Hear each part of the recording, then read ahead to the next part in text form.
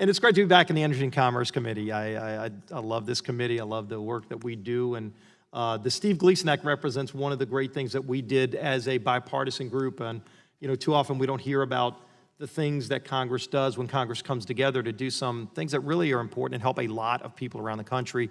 And the passage of the Steve Gleason Act 2 years ago really was something that we identified a problem in Medicare, where Medicare had made a decision administratively to stop authorizing these speech-generating devices, which are used by so many people with diseases like Lou Gehrig's disease and others that allow people that lost their voice through some debilitating disease to still be able to speak.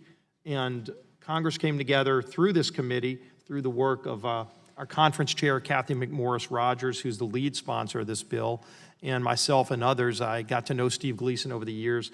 He played for the New Orleans Saints and has been very high profile at promoting the need for legislation like this, not for himself. He has a foundation that takes care of him, but for other people like him that don't have the same ability. He spoke out using his speech-generating device and said this is something that Congress should do, and Congress did, but it has an expiration date. What this bill does is say this is good policy, it's smart policy. It really does help millions of people who, through no fault of their own, ultimately lost their voice, and Medicare made a policy that we disagreed with as Congress.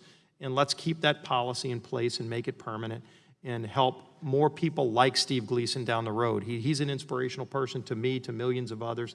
When we saw the Ice Bucket Challenge a few years ago, he was one of those people front and center helping to promote awareness for Lou Gehrig's disease and the importance of finding a cure. But in the meantime, this kind of legislation really has helped positively impact millions of people. It's a proud point for Congress when we came together through this committee as Republicans and Democrats to get this legislation across the finish line. Now we have an opportunity to make this good policy permanent, and I would encourage all of my colleagues to support it.